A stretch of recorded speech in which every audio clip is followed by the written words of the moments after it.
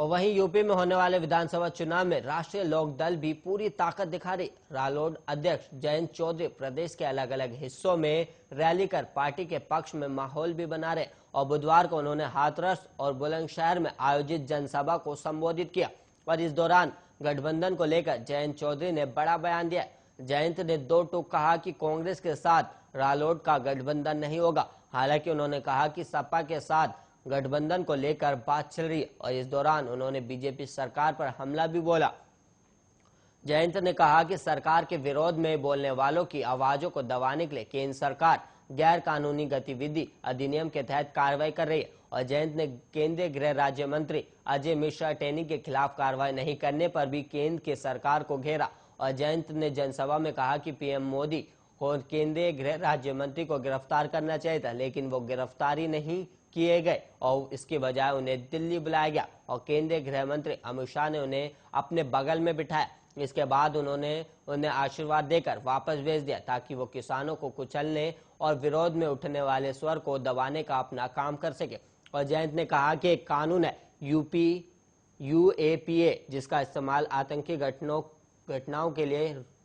घटनाओं को रोकने के लिए किया जाता है और आज उसी कानून के इस्तेमाल से सरकार अपने विरोध में उठने वाले स्वरों को दबा रही है। जब से मोदी जी सत्ता में आए, यूएपीए के तहत 8,300 मामले दर्ज किए गए और ये कानून उनके खिलाफ इस्तेमाल किया जा रहा है जो सरकार के विरोध में बोलते हैं।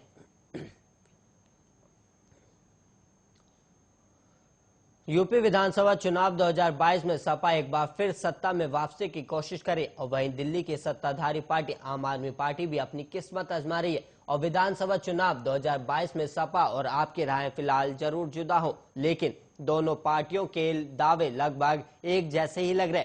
दरअसल सपा अध्यक्ष अखिलेश यादव ने भी आपकी तर्ज पर चुनाव जीतने पर फ्री बिजली देने का वादा किया है। और हमीरपुर में जब अखिलेश की रथ यात्रा पहुंची तो उन्होंने कहा कि सत्ता में आने पर वो यूपी की जनता को 300 यूनिट बिजली फ्री देंगे। और वहीं आपको बता दें कि आप भी किसानों को फ्री बिजली और 300 यूनिट फ्री बिजली देने का वादा किया और आप इसके लिए गारंटी कार्ड भी लोगों को दे रहे। और राजनीतिक गलियारों में चर्चा है कि आप और सपा के बीच गठबंधन हो सकता है। और हाल ही में आप नेता संजय सिंह ने पूर्व सीएम अखिलेश यादव से मुलाकात भी की थी और इस मुलाकात के बाद दोनों दलों के गठजोड़ की चर्चा होने लगी और कहा जा रहा है कि सीटों के बंटवारे पर बात बन जाए तो गठबंधन का ऐलान हो सकता है।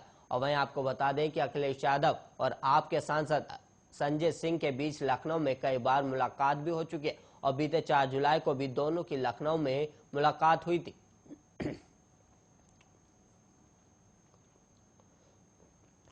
और वहीं प्रगतिशील समाजवादी पार्टी के अध्यक्ष शिवपाल सिंह यादव ने बुधवार को कहा कि उनकी प्राथमिकता आगामी उत्तर प्रदेश विधानसभा चुनाव के लिए समाजवादी पार्टी से गठबंधन करने की है, लेकिन वो अन्य धर्मनिरपेक्ष पार्टियों के साथ गठबंधन करने की संभावना से इनकार नहीं कर रहे हैं। और प्रसपा की सामाजिक परिवर्तन रथ यात्रा बुधवार को आगरा पहुंची और शिवपाल यादव ने दावा किया कि मंगलवार को मथुरा के वृंदावन से शुरू यह रथ यात्रा 75 जिलों से होते हुए भगवान राम के जन्म स्थान अयोध्या में संपन्न होगी।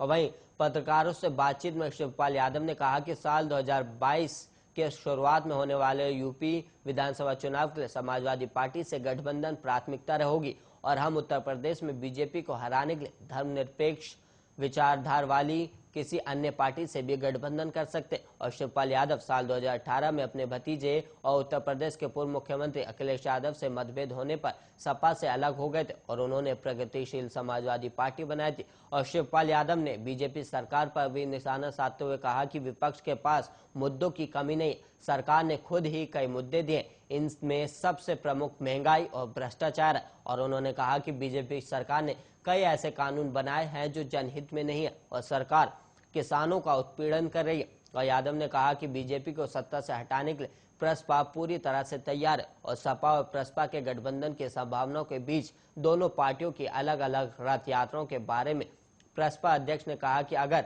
गठबंधन होता भी है तो भी प्रचार प्रसार अलग अलग ही किया जाएगा। और प्रसपा के अध्यक्ष ने कहा कि सामाजिक परिवर्तन रथ यात्रा का मकसद समाज में परिवर्तन लाना है और बीजेपी सरकार को हटाने के लिए लोगों को जागरूक किया जाएगा। और वहीं लखीमपुर हिंसा मामले को लेकर केंद्रीय गृह राज्य मंत्री अजय मिश्रा के इस्तीफे की मांग तेज हो गई है और यूपी के कई जिलों में मृतक किसानों को श्रद्धांजलि देने के लिए कैंडल मार्च निकाला गया और इस दौरान केंद्रीय मंत्री के इस्तीफे की मांग की गई। और बीती शाम रामपुर, पीलीभीत और ग्रेटर नोएडा में कैंडल मार्च निकाला गया और रामपुर में संयुक्त किसान मोर्चा ने कैंडल मार्च निकाला और मृतक किसानों को श्रद्धांजलि दी। और कैंडल मार्च निकाल रहे किसानों ने अजय मिश्रा के इस्तीफे की मांग की और साथ ही आरोपी बेटे आशीष मिश्रा के खिलाफ सख्त कार्रवाई की मांग की गई। और वहीं रामपुर में गांधी समाधि पर मोमबत्ती जलाकर किसानों को दी श्रद्धांजलि भी दी गई और कैंडल मार्च के बाद किसानों ने 2 मिनट का मौन व्रत भी रखा। और इसी तरह ग्रेटर नोएडा के परी चौक पर पहुंचकर किसानों ने कैंडल मार्च निकाला और मौजूदा सरकार का विरोध कर नारेबाजी की और गोल चक्कर पर कैंडल मार्च में भारी संख्या में किसान जुटे थे। और कैंडल मार्च के बाद किसानों ने 2 मिनट का मौन धारण किया और पीलीभीत में युवा छात्रों ने शहीद पार्क में कैंडल मार्च किया और युवाओं ने कैंडल मार्च में किसान मुद्दों को लेकर चली आ रही सियासत को थामकर युवाओं को एकजुट करने की अपील की है।